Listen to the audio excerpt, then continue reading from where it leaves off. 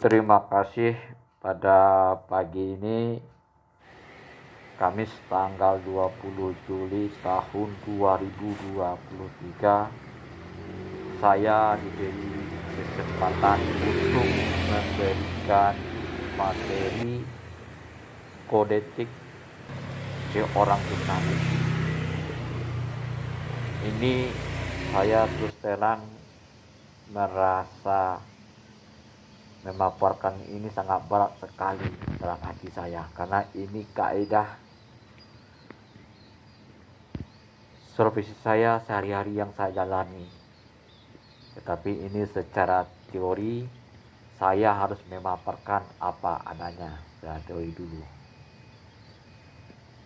Saya seorang jurnalis untuk kepentingan publik. Saya harus memahami kode jurnalis ini. Yang harus saya pahami yang pertama, independen, menghasilkan berita yang akurat, berimbang, dan tidak beretikat buruk. Ini kalau saya artikan sehari-hari, independen, berita, peristiwa, fakta dengan sesuai dengan hati nurani, tanpa ada campur tangan, paksaan, dan intervensi dari pihak lain, termasuk pemilik perusahaan. Ini tugas yang sangat berat sekali yang saya jalankan sehari-hari, Bapak. Peserta training hari ini akurat, berarti dipercaya publik, benar, sesuai keadaan, objektif ketika peristiwa ini terjadi. Kepercayaan publik yang saya emban tugas sehari-hari. Berimbang, berarti semua pihak mendapat kesempatan setara sama berimbang, kasih rongga dia secara langsung.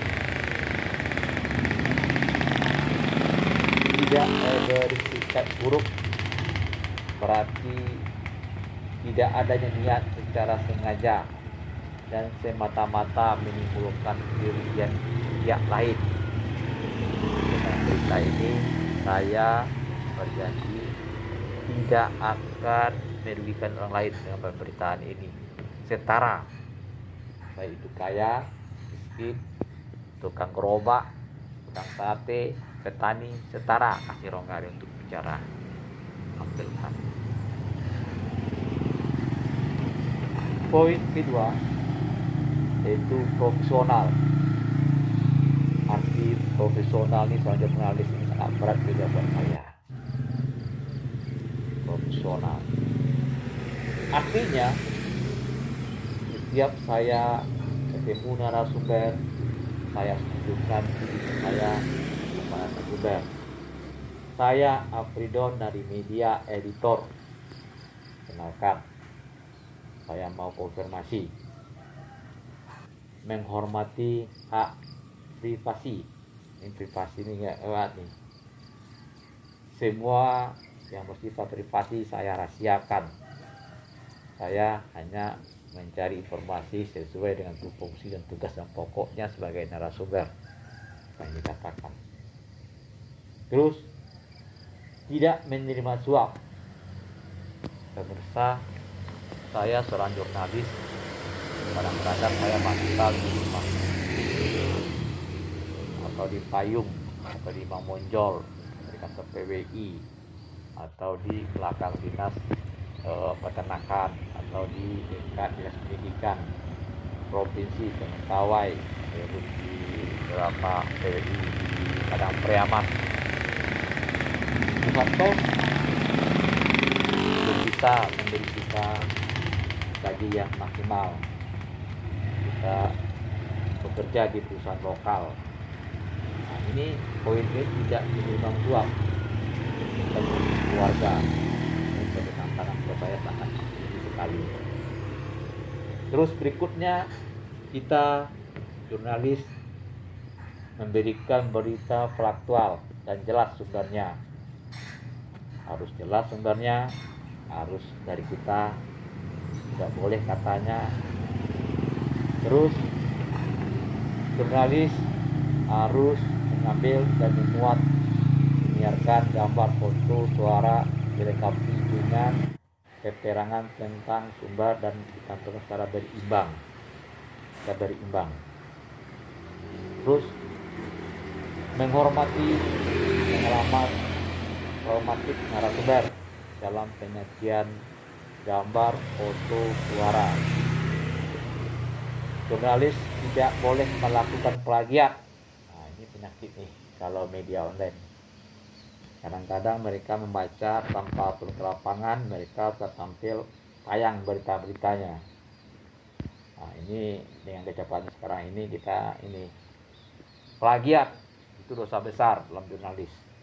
Kawan-kawan harus kita perhatikan ini. Plagiat termasuk menyatakan hasil liputan wartawan lain sebagai karya sendiri. Ini dosa besar. Jurnalis harus menggunakan cara-cara tertentu dapat dipertimbangkan untuk peliputan berita investigasi bagi kepentingan publik, bukan kepentingan benda atau kepentingan politik, kepentingan publik sama-sama. Poin ketiga, jurnalis menguji informasi, memberikan secara berimbang, tidak mencampurkan fakta dan opini yang menghakimi. Kita tidak boleh menghakimi, serta menerapkan azas praduga tak bersalah. Ini harus kita terjemahkan, kita artikan kawan-kawan di sini. Menguji informasi berarti melakukan cek dan recheck tentang kebenaran informasi itu. Berimbang, memberikan ruang atau waktu pemberitaan kepada masing-masing pihak secara proporsional. Narasumber, baik narasumber dari pihak korban, pelaku, dan juga pihak yang lain-lain. Kalau dapat 4 narasumbernya. Opini yang menghakimi adalah pendapat sebagai wartawan atau jurnalis. Ini merupakan beda dengan opini interpretif, yaitu pendapat yang berupa interpretasi wartawan atau jurnalis atau fakta. Azas praduga tak bersalah adalah prinsip yang tidak menghakimi seseorang. Poin nomor 4, jurnalis tidak membuat berita bohong, fitnah, sadis, dan cabul. Perlu kita perhatikan, artinya bohong berarti sesuatu yang sudah diketahui sebelumnya oleh jurnalis sebagai hak yang tidak sesuai dengan fakta yang terjadi. Fitnah berarti tuduhan tanpa dasar yang dilakukan secara sengaja dengan niat buruk. Sadis berarti kejam, tidak mengenal belas kasihan. Cabul berarti penggambaran tingkah laku seorang artis dengan foto, gambar, suara, grafis, dan tulisan yang semata-mata untuk membangkitkan nafsu birahi. Luar biasa ini. Dalam penyiaran gambar dan suara dan arsip, wartawan mencantumkan waktu pengambilan gambar dan suara.